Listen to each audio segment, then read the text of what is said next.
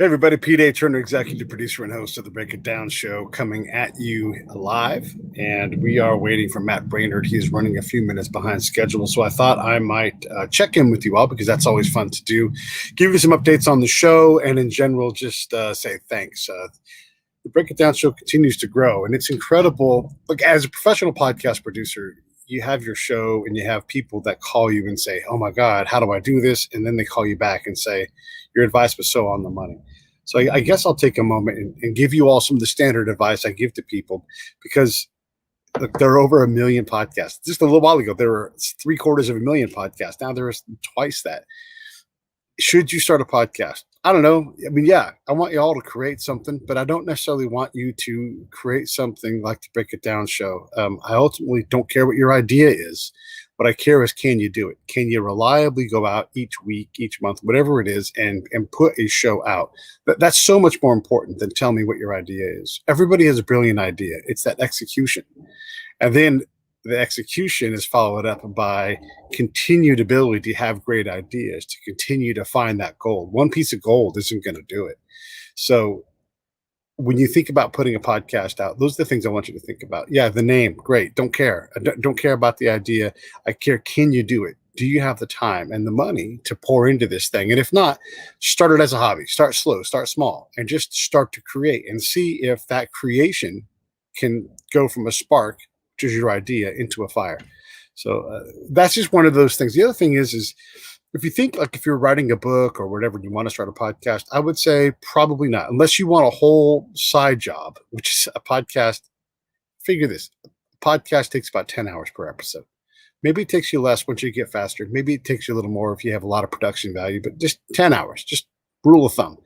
So if you're going to do 4 episodes a month, or 4.2 or whatever a month is, right? I mean, that means you have to have 40 plus hours of, like, 4.2 hours. Let's see, that would be 43 hours a month to dedicate towards a podcast. Is that what you need to do? Or do you need to invest in somebody else's podcast?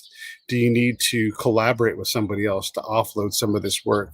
And then if you are going to start a podcast, you're going to be podcast 1,605,000, and it's, why is yours different?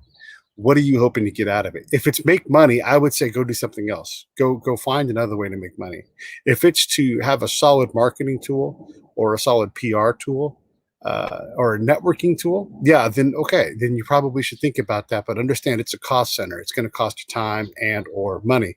And that's just my best advice in terms of podcasting. I say all of that because we do put a lot of work and effort and money into the Break It Down show. We're going to be adding some features into the show and continuing to raise the value of it. These things all take time and money. And, if I had a bigger budget, they'd already be done. But I have to do a lot of these things myself, or hire specific people and work the way through the project at a pace that makes sense. So there's a number of things about to happen. The Prison Chronicles are going to get wrapped up here, hopefully before the end of the year. We had to take a little break in production just because it's a lot of work, and it was taking a drain on me creatively and passion-wise. So I slowed it down, and those should come out here pretty quick, and we'll have those last 4 episodes. And then on to new things, right? So we're going to have the ability to support us through YouTube in terms of subscriptions. That'll be coming soon. The show is still going to be free. I'm not going to charge for the show, but I'm going to give people the opportunity to spend, $2, $10, $25, $100, whatever it is that you want to do each month. We're going to make that possible so that I can then take that money and pile it right back into the show, because shows need money. All right, so that's one of those announcements. I'm also going to be talking to a number of writers and trying to create some new content, to create some new limited series material, whether it's boots on the ground kind of research like we did in the Prison Chronicles, or some fiction-based audio dramas. These things are all on the table. I first have to get some things off of my table so that I can actually get the production done. But this is how these things grow. You get opportunities to do things all the time, and slowly but surely, if you're going to build a podcast from the ground up, you start to add opportunity that has value in ways other than just a check. Now, look, the checks still have to come in, but that's happening more and more here on the Break It Down show. So you guys are all helping me build something really incredible. And that's why I always start off every episode by saying it's our Break It Down show. It's your show. I pull the levers and twist the knobs for everything, but I get influenced by a lot of people and the guests we get and the kind of things we cover. which I suppose is a nice segue into talking about Matt Braynard, our guest, who's going to be coming on here in a few minutes. Matt is working with a thing called the Voter Integrity Project, which is looking at the integrity of our elections. So a couple things to say first off about this. One, I'm not trying to promote that Donald Trump has beat Joe Biden because of any kind of impropriety. I'm not saying that. You have to be very careful on these things because YouTube is going to hold me accountable, so I'm going to hold myself accountable first. I'm not saying that, not trying to prove that point. I am interested in it. We know that some people will cheat in every election in a variety of ways. How much of that can we tolerate before, we have to balance the scale between integrity, right? And then disenfranchisement. Because if there's not enough integrity in election, there's disenfranchisement happens as a default. So what Matt has done is basically built out a call center, and they started asking simple questions to get answers back from people who have voted. For example, they call me on the phone. Hello, Mr. Turner.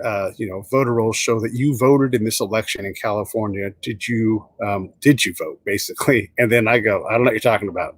And in actuality, I did vote via thing. But that would be a data point. Okay, so did the person say, no, I did not request a ballot. No, I did not vote. And yet they're shown as voting. Well, there's an incongruence there. Maybe that person's lying. Maybe there's mistaken. Who knows? But you start to build these data points up and you say something is not right when someone says, I didn't vote, and yet they're tabulated as voting.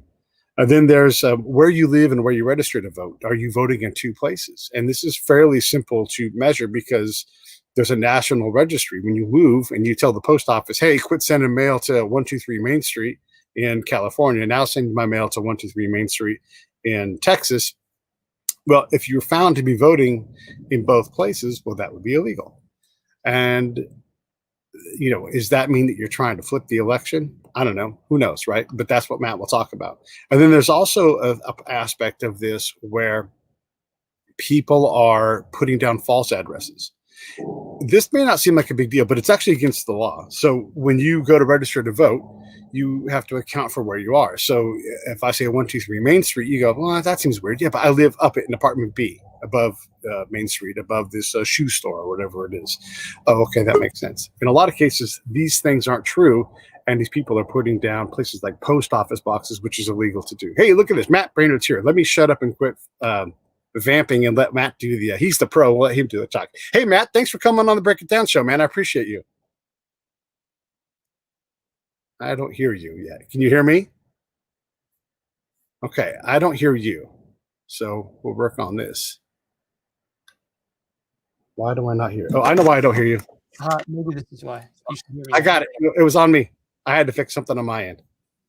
Okay, good. All right, can you hear me okay? I can hear you great. Okay, great. I was just introducing you. Why don't you give me the initial opening for the show? Just say something like, hey, this is Matt Braynard, and you're watching the Break It Down show. Hey, this is Matt Braynard, and you're watching the Break It Down show. Yeah, thanks for coming on, man. I appreciate it. I know you're a busy dude, and I know you've been talking a lot about your guys' findings. I was doing a bit of a preamble because my intention is not to say Donald Trump won this election or Joe Biden won it. I really want to focus on, there's a scale. I was just saying to the audience, like between enfranchisement and, integrity of voting, right? And so you can say, let's not disenfranchise anybody, but if your integrity tolerance is so high, you start to disenfranchise people because crazy things can happen. So I'd love to get into what you guys found at the Voter Integrity Project and get into maybe some of the states that stand out. But I guess the first thing that I want to ask is, people are crazy about Donald Trump, either for him or against him. Why does someone who hates Donald Trump, who does not want him to be president, why do they care about what you guys have done at the Voter Integrity Project? I'm not necessarily sure they do or would. Hatred is a way of blinding you to truth and reason and the long-term consequences of your actions. So I'm not sure that somebody who hates Donald Trump would. Now, people who may disagree with him or dislike his policies or maybe not on board with him 100%, okay, that's one thing, and that's understandable. But I think it's in every rational American's interest that whatever disagreements we have as a people are resolved democratically through fair elections. See how many people you can persuade, turn out to vote. The winner wins. The loser says, "Okay, better luck next time." And then they actually try to do actual self-improvement to figure out, well, why did our side lose this time? How can we be get more votes? How can we be more responsive to the body politic? How can we get our message out better? This is actually kind of a poison pill in a way, because while the voter irregularities and illegal ballots might have been determinative for Republicans in this election, or determinative of the outcome, there are much bigger things happening, bigger problems within the Republican Party and internally, that I think that while the voter fraud problems they made the difference because the election was very close, they may distract us from fixing the real problems, the longer term systematic problems within our how our party works. And so without fixing those, I think we're just about as damned as we are with the voter fraud problem. There's also a bona fides problem. It's easy to not trust. Okay, so I'm just going to be honest and say that Donald Trump a lot of times doesn't help his own cause by being so blunt and abrupt and saying things and then not having a lot of proof. The media tends to report it as fancy and fantasy. And so when you come out with these findings, which I'm interested in your techniques, but everything you've said so far that I've heard, and I've listened to the video, I mean, it makes sense. You're talking about black and white things. And yet, remarkably, on YouTube, the videos, I mean, there are people talking about Rush song reactions that get hundreds of thousands of hits. You're talking about what appears to be legitimate voter impropriety, and you're scratching at 20K. And that's not a knock on what you guys. I'm just curious, like, why this isn't, if there is impropriety, or if there's not, we should at least be concerning enough and discerning enough that we want to know more. Like, if you're saying these findings are what they are, let's slow down and get it right. Whether it impacts this election or not, we need to understand these things. Why is it that it's rejected so roundly when you've got what appear to be very credible data points? Well, there's a very simple answer for that. The people who have the power to investigate it and to solve the problem and address it, bring about reforms, if reforms are necessary, are the same people who are elected by the system as it is now. So you're asking people who are put in power by a system that exists as it is now, with serious problems authenticating absentee ballots, serious problems with people casting ballots who no longer have the right, who no longer qualify for residency, also casting these ballots into basically black boxes, closed source software voting machines that Dominion's providing. And I'm not somebody I can't attest to fraudulent operation of the machines, but I know that because those machines are closed source and not open source, they create a space for that suspicion to live, to exist. And maybe the suspicion is justified. There's no way to know because we can't actually see the software that runs that and have our own programmers look at it. So I think that all of these problems come together, and the people who have the ability to solve them are the ones who are elected by the system that has these defects built into it. So you're asking them to basically potentially sabotage what keeps them in power, aren't you? Yeah, they don't like that. I want to get into the voting machines in a minute, but I want to spend a little more time on bona fides with you. Why are you qualified to do this work? What is your background in election integrity?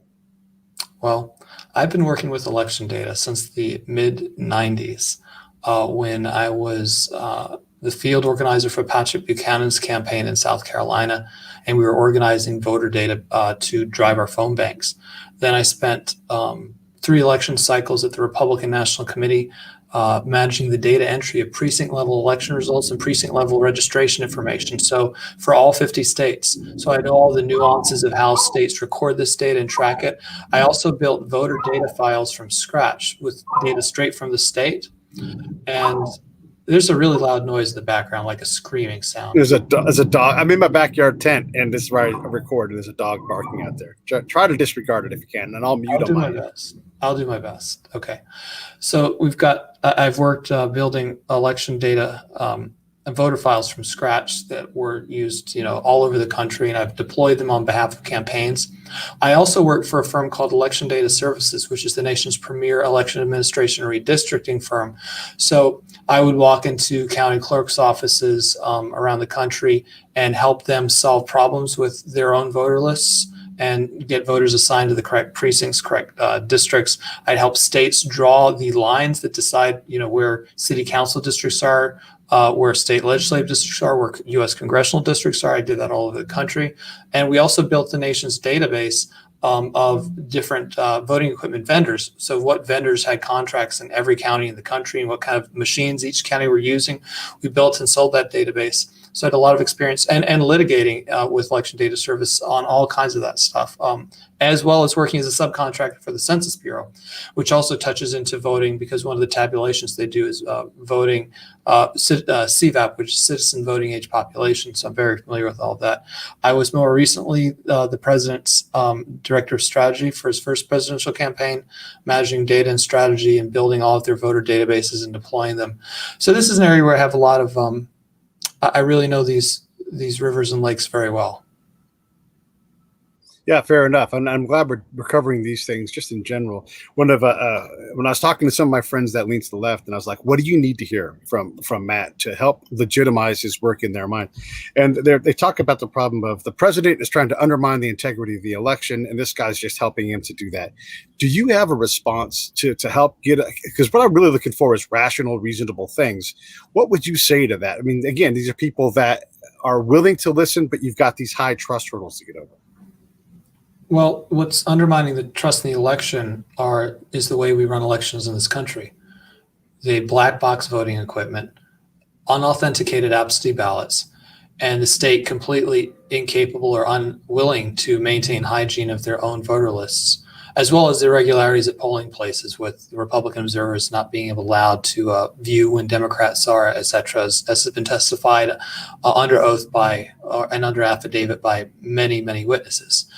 I mean, the simple thing I can do is I would just open up my spreadsheet and show them the thousands of voters who cast mail-in ballots in Pennsylvania, Michigan, Georgia, who registered illegally and disguised post office boxes as apartments and suites and unit numbers.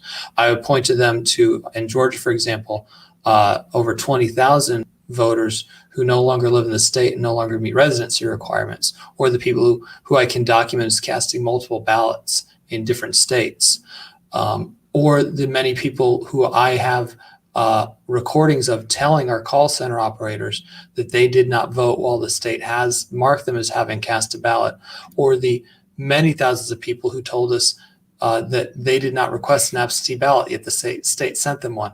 I'm not saying that Joe Biden didn't win the election or that Trump lost, but what I'm saying is that when we look at the numbers across the board in these key states, you cannot honestly say with confidence that Joe Biden is the deserved winner of this election. And I would also point them to a New York Times article that was written in 2012 that says, given the opportunity to commit fraud and the inability to validate mail-in vote ballots, there have been many elections where there is uncertainty about who the actual deserved winner is. And that article cited many examples. There are other examples this year and in previous years of mail-in fraud being used in elections to sway the outcome. And I don't know why somebody would just say, well, it couldn't have happened this time. And then they say there's no proof, and then you bring them the proof. And I'll actually tell you a funny story is that when we started this project, the media were very kind of keen to talk to us. The Washington Post talked to me with two of their reporters. The New Yorker had extensive discussion with me. Washington Post sent over a professional photographer to come take pictures of us doing our job. There were a flurry of mainstream media coverage, but what they always like to say is that, well, they haven't found any evidence of illegal ballots or voter fraud. And well, that was because we had just started. There was a tremendous ramp up time. We had a lot of data integration to do before we could do anything else. It was very difficult and consumed a lot of man hours and a ton of money. I mean, in the first 3 days, we spent about $100,000 just on voter data and enhancements. But now that we've found stuff and I'm putting out videos and I'm testifying and I'm signing affidavits and declarations, I haven't gotten any messages from Washington Post or New York Times or They don't seem to be interested. And I remember back in 2000 when there was a very close election in Florida, the mainstream media put together a coalition to fund a manual recount by them of the state of Florida. They spent millions of dollars of their own money down there doing it. And they found actually that, well, in their conclusion, Bush actually did win. Here we are, similar situation, 6 states, just as important election. And they don't even just spend money. They just have to say, hey, here's what Matt Braynard says. And then maybe get somebody on the left to try and refute what I've done. Yes, yeah. Maybe they're right. Maybe I've made mistakes, whatever. But it complete silence from them. And it's cowardly, it's telling, and it just sort of reminds us that the future of our movement depends on people like you, independent media, that are more interested in telling the truth than towing the party line. I mean, I feel like if whoever wrote a story about, if the New York Times wrote a story about absentee ballots like they did in 2012, that reporter would probably be fired. Yeah, and we've covered, I don't know if you know David Daly's work, but he was a former editor at Salon, and he talks about the down ballot issue of like state legislatures. And, you know, if you don't control those, you don't control the districting and the districting process and how non-democratic that tends to be. And I'm not saying any one party does it more than the other, but it is not a process that's open and clear. We seem to have a problem with this open integrity. So I was a spy in the Army, and one of the things we learned about was like you have to be above reproach in your facts. And I'm getting this because I think you guys are doing the same kind of thing. If you're going to have election integrity, and you're going to have, you know, people view these things with me. If Pete was handling it, I don't care who wins. My job is to count these ballots. I have my guy. I hope that person wins. But ultimately here, right now, our job is to be transparent. And so Matt and I are going to count these votes. And if Matt for 1 second says, hey, you're going too fast, I have to take a pee break, I can't see, I'm going to say everything stops. It's more important to get this right so you and I can walk up and say, we both counted these. There was no issue. That's not what's happening in a lot of places. And it's creating this doubt. What was the number I saw the other day? 70+% of Republican voters, 30+% of Democratic voters, and a whole lot of folks like me in the middle have real doubts about the overall integrity because of just the perception of hiding things. I understand we have to protect voters' identification, but why are we denying an observer the ability to observe at a level where they're actually, I mean, it's really the observer to say, I can't see that or whatever. And I understand COVID, but we work around that in so many ways. We should be able to handle that. Tyvek suits and scuba gear, you know, for crying out loud. Right. I think you're right. And I think that it's disappointing. And the problem is it's not just that potential, you know, there's voter fraud. I believe I've discovered evidence of illegal ballots, but the way the system is built is it allows for that to happen. And it can be fixed with reform. There are third world countries that I think do a better job of guaranteeing ballot security than we do, and there's no excuse for it. And again, the reason why I think it doesn't happen is because the people who have the power to change it are the same people who are elected by the system as it is now. Yeah, I mean, I've been in conflict zones where we've run elections, and you've made a set recommendation like fingerprint validation. You know, get down there, your fingerprint, bam, and you're always going to have fraud. The other thing I want to say too is if you have an election system like we have here, and you have a guy like me who's a spy, my job is to exploit weaknesses. Every point of trust is a point of exploitation that I can take and say, can I exploit that? You know, we're trusting that the mail worker, you know, doesn't lose a bag of mail. And that doesn't even count in for human error. But there are so many areas where you can exploit someone with, you know, like give me $5 million, target some districts, and I'm going to do some damage and probably be invisible doing it. But because we refuse to even consider the possibility, it's almost guaranteed that I can influence this thing for a tiny bit of money, relatively speaking. Well, you may recall that during the Obama administration, James O'Keefe of Project Veritas, which has done a lot of good work. I don't know him personally, but I know that his work, everyone does. They're fantastic with what they've been able to do. He walked into a polling place in Washington, D.C. and cast a ballot for the Attorney General of the United States because they didn't check ID. He just gave him the name, they handed him the ballot. And he spoiled it, of course, but they would have allowed him to vote it. And I think that we're used to incompetent and potentially corrupt government in many facets of the places where government operates, whether it's, you know, your tax assessor not getting your property done correctly, or potholes not getting fixed, or problems with how long the immigration takes to process simple requests, or all the different ways that government, the postal service, all the different ways we're used to government failing us. But the one way we cannot tolerate it failing us is in our election system, because that is the means by which we're able to fix everything else. And that is the means by which we hold ourselves as a country accountable, because what we say is that, look, if the government did something really bad, well, that's really on us because we're the ones that elected us. But if we aren't the ones that elected it, that opens up a whole other series of problems and consequences, which are extremely dangerous. And I don't think no country can really survive that in the long term. No, I agree. I was talking with my friend Matt the other day, trying to figure out a good analogy for this. But the way we've secured in some of the states, and every state's got its own rules and everything, but it's almost as if someone's got a hold of my checkbook and they just write a check for whatever amount they want, but the government's going to guarantee the check no matter what. So like there's this, you get this check that shows up at the bank and they're like, well, this thing's good. Doesn't matter. Doesn't even have a signature on it. It just has $1 million written in. And then they're like, yeah, go ahead. That's fine. And then no one even checks with me to say, hey, you've been defrauded, but it's okay. We're going to pay the money. Like, it's really, if you take it in terms of money, that's the best example I can come up with, where we don't even bother to check and the government's just like, yeah, it's all good. Yeah. And how long are you going to put up with that? How long are people going to put up with that? Yeah. Because part of the magic of how democracy kind of works is that you may disagree with the government's policies or decisions, but by and large, people kind of go along with it because they think that those rules that they may disagree with, those laws, came about fairly. If they start to seriously suspect that they don't come about fairly, that they're being imposed, that the government was not legitimately elected, that's a serious problem. And then people start, well, maybe they don't just suck it up and go along with what the government's edicts are, because you get right back to where the founding of this country came from, right? A lack of representation. If people don't believe they're being represented because they believe the elections are fraud or are compromised, then it will result in destructive behavior. And that's why, regardless of what happens in January, why the reforms that I've recommended and others have recommended are so important. We've got to get rid of the black boxes. We've got to authenticate any kind of absentee. We've got to do very aggressive hygiene on voter data.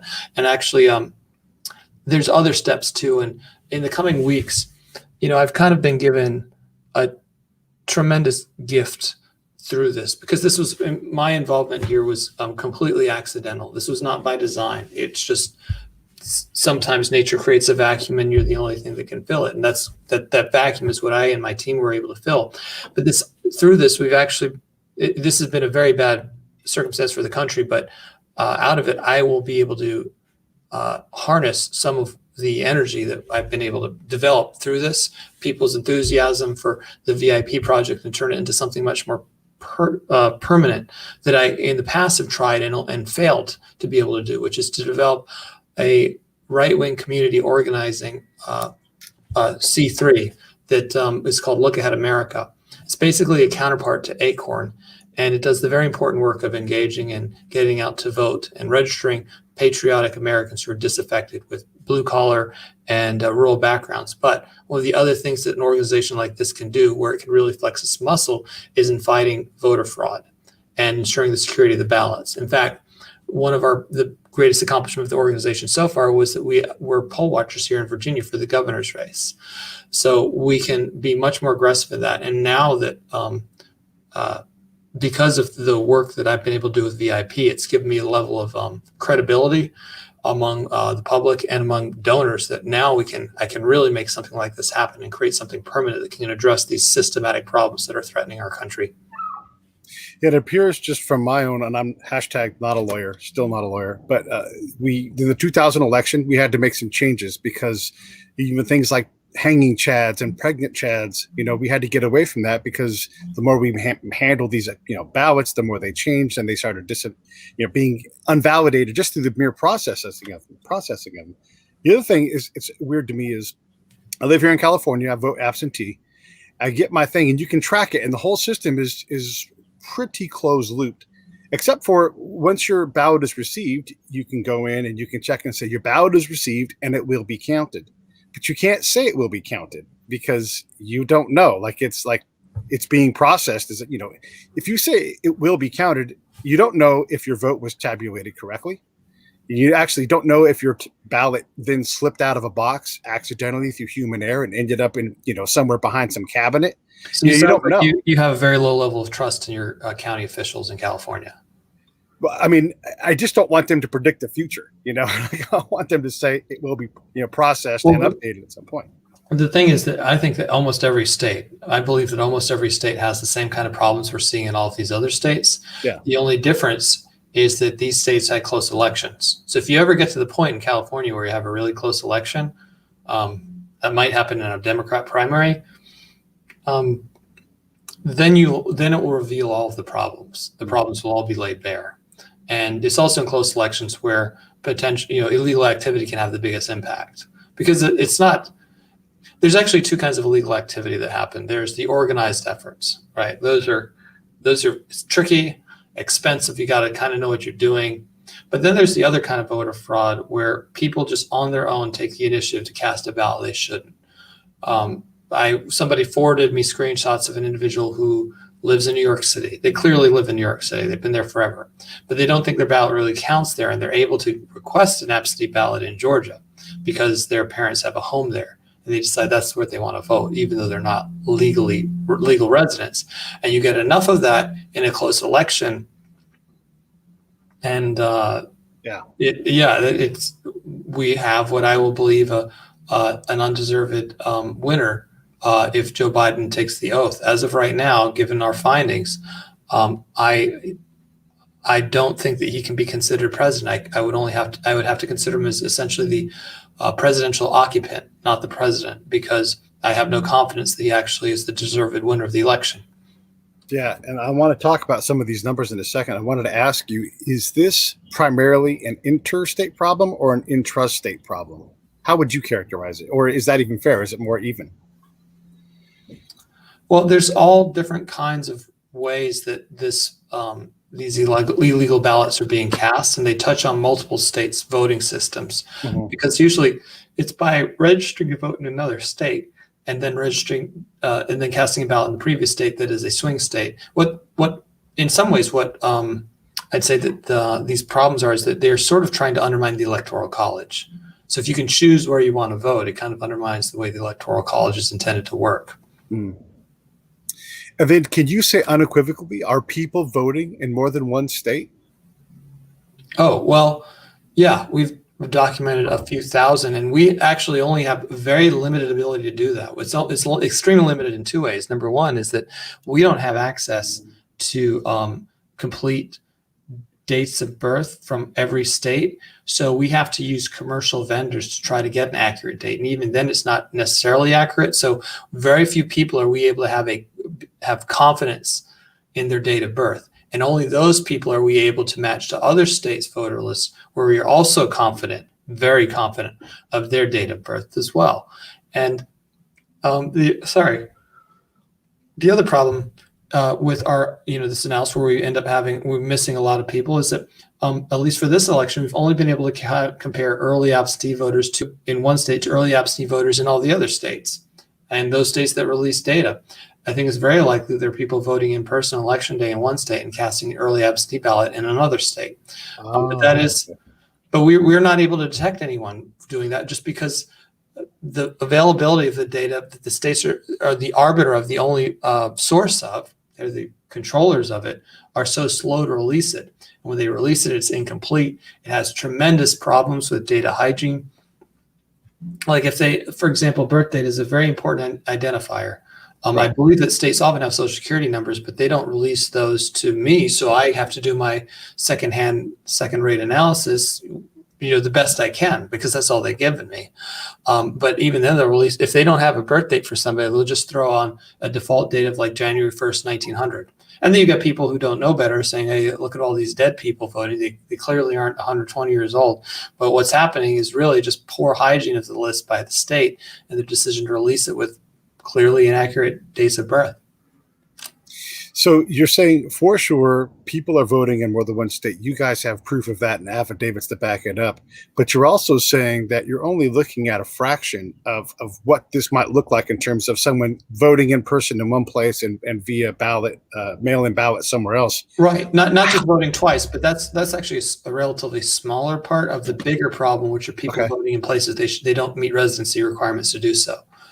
So, I mean, in Georgia, what's the margin? Like 13,000? And we've identified over 20,000 people who cast ballots whom we don't believe are meet the residency requirements in Georgia to do so, because they've either moved to another state as indicated by their national change of address database, or because they registered to vote in another state subsequent to the date they registered to vote in Georgia. Okay, hold on. Did you just say that 20,000 plus people, from your guys' ability to see, there could be more because you're only able to see what you're allowed to see?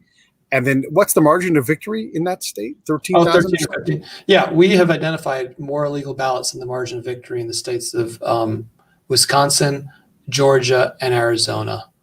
And Georgia's the easiest one, because in addition to those, it's about 20,300. We also have another over 1,000 people who were registered to vote from phony addresses. And then we have other, our other tests revealed other indicators of tremendous anomalies. Again, big issues with people getting the state sending them absentee ballots that they did not request. Somebody had to request them, as well as people saying that they mailed back their ballot and the state not getting it back, not marking them as having voted. So you're saying, I just want to make sure I get this clear. You're saying people have told you they voted, but the state does not have a record of them voting, as if they did not vote. They said that they returned their absentee ballot, and the state says no record. They returned the ballot itself. They didn't fill it out, but they said, I don't need this. And then they voted. No, they filled it out. They voted. They received an absentee ballot. Okay. They requested. They sent it back to the state, and the state has not indicated that they got it. Right. So the state's saying they didn't vote. They're saying they did. Now we have a problem. Okay. And how prevalent is that whole non-receipt of the ballot? We found that as a statistically significant number in every state that we did the investigation in. What states did you guys look in?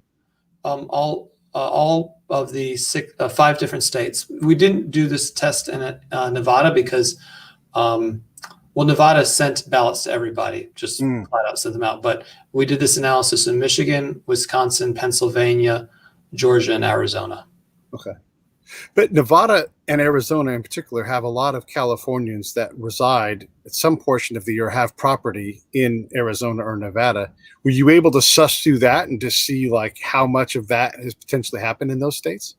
Yeah, we found a lot of individuals who don't meet residency requirements of that state, although, again, we, due to the dates of birth, there again two ways of detecting people who either don't meet residency requirements, and also the double voting thing. Again, we're kind of double damned there, because we lose a lot of people for not having a date of birth we can be confident in, and we lose a lot of people because states have not been releasing their election day turnout. They've only been showing early absentee, so you had to have voted early absentee in both of the states for us to catch you.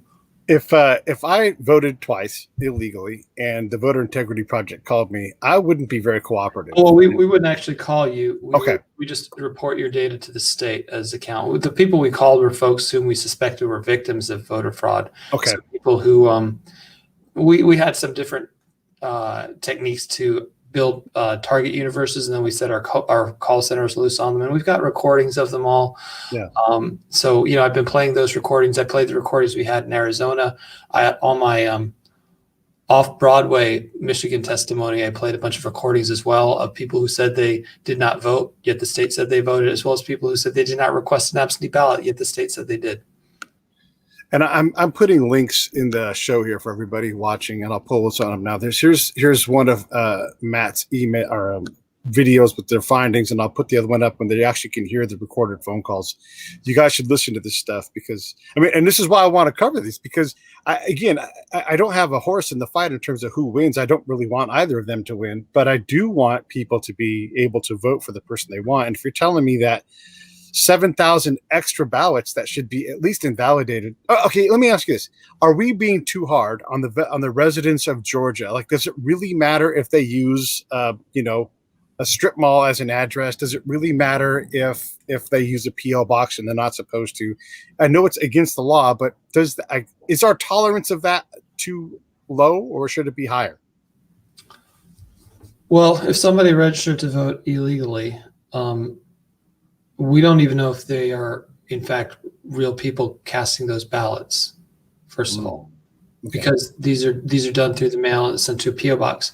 If the state decided to investigate a suspicious ballot from me, they just come and knock on my door. They know where I listed my address. They can come and do that.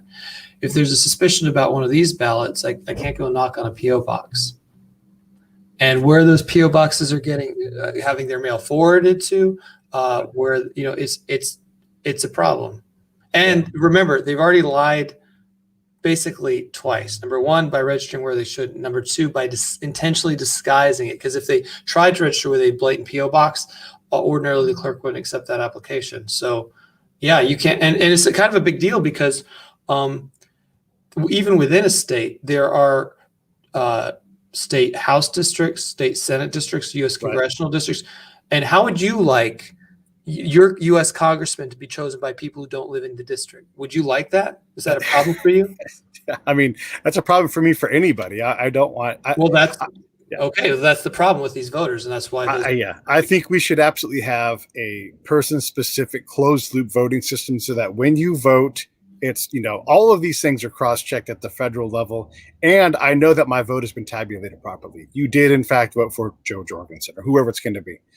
And, all of these issues. So you can go, yes, the work checks out. I don't even know. Like, they literally could write down whatever they want for me and say, hey, the computer did it. And I don't. And the reason why I don't trust these things, Matt, is when Hillary Clinton has top secret SCI on her home server and doesn't go to jail. If I did that, I would be in jail. I know people that have done less.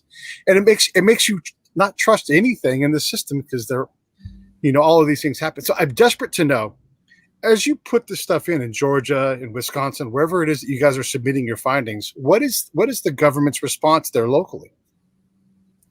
Some of them have reached out to us for data. One county has reached out and said, hey, we want it. We're actually going to airdrop via FedEx on the state all of the evidence that we have for each of those respective states and ask them, hey, why don't you just take a look and validate it if you don't think it's legit? Or, if it's legit, well, you've got a problem. You probably can't certify your election, or you've got to make some major reforms. So that's our hope. And at least as we exist now as the Voter Integrity Project, it's very lightweight. But I believe that with Look Ahead America, we're expecting to put 3 to 4 field offices in every state we're operational in. And that's boots on the ground. And it's also access to legal teams. And we can really make stuff happen then. I actually have to step off. Unfortunately, how long were you planning to go? Well, can I ask you 2 more questions? Okay, quickly. Yeah, very quickly. How much of your research is party agnostic, where you're just like, these are people who are illegal in terms of how they did it? We ran, I think, now 39 experiments. Only one of them did we just look at Republican voters, but in all the others, it's party agnostic. And then I guess I won't ask the other question because I know we're basically out of time here. You talked about we aren't sure of who won this election. How common is this every 2 years that we have these kinds of outcomes? I mean, obviously we know certain times there's just no doubt about it. It's a landslide, but how prevalent is the unknown factor where we just can't say for sure? It's becoming more and more common with more and more mail ballots and more problems with how the elections work. A Heritage Foundation has done a good job documenting cases where the fraud is found, but I'd say that any close election, within a small fraction of percentage, there's one Republican that won by like 6 votes. I guess that's the person who's going to take the oath of office and sit in the chair. But I'm really skeptical about whether or not they won. And with that, I got to take off. It was good talking to you. Take care, Matt. Thank you so much. I appreciate it. All right. Well, Matt checks out. I'll just thank everybody for watching. Hopefully, you guys can appreciate it. I tried to be as fair and moderate as I could, because that's my intention. Not to say, hey, Donald Trump won, but just to show that. I mean, these guys are calling people using black and white facts. Like, these people have registered to vote with an illegal address. Something should be done with that. Will it be done before before this election is finally determined? Probably not, but can we improve that process? I would like to see us improve that. And again, not to favor either party, but just to ensure that we're constantly reducing the ability to compromise that, to unequivocally say, hey, people voted in 2 states. We can see the data, and we're not even permitted to have access to all the data. That means that there's going to be more of it, so people are definitely doing that. And just in general, the voter, the post office records he was talking about, where you move and you file a change of address, but you still are voting in the other place. That is crazy to me. And then you ask for absentee ballot, you get it, you vote, and the state's like, I don't know what happened to it. You don't have it. That's a problem. And then the other thing they have looked at is they've called people and said, did you request an absentee ballot and vote? And they're like, no, I did not. And yet the state has them as having voted. So these, we can, when people say that there's no fraud, that's just not true. And here he talks about, and I don't know what the numbers are in all the states, but in Georgia, just in the addresses alone, 20,000 ballots that we'd have to look at and say, these are apparently illegal ballots. So I don't know. It's not a comfortable show. It's not comfortable to have these conversations, but unfortunately, I think we have to have them. And I thank Matt and everybody at the Voter Integrity Project for trying to do that. Again, not partisan, just how do we ensure that if we're going to count every legal vote, let's actually act like we want to know what a legal vote is, not checking, not allowing it. It's exasperating to me. Anyhow, I appreciate you guys coming, and hopefully you guys can appreciate that. We're trying to do the right thing here and elevate this important work that these guys are doing. If it was super fringy, I wouldn't bother. But when I saw the numbers, I'm like, oh my goodness, this is thousands and thousands of votes that are being cast illegally. And if that's one technique, what other techniques are there? So anyhow, I appreciate everybody. Definitely check out Matt's work. Just type in Matt Braynard on YouTube and you'll find him. And if you can't find that, you can hit me at pete@breakitdownshow.com. I'm glad to talk with you. Thank you so much for listening. All right, everybody, have a great week and holiday season. I will talk to you soon. All right.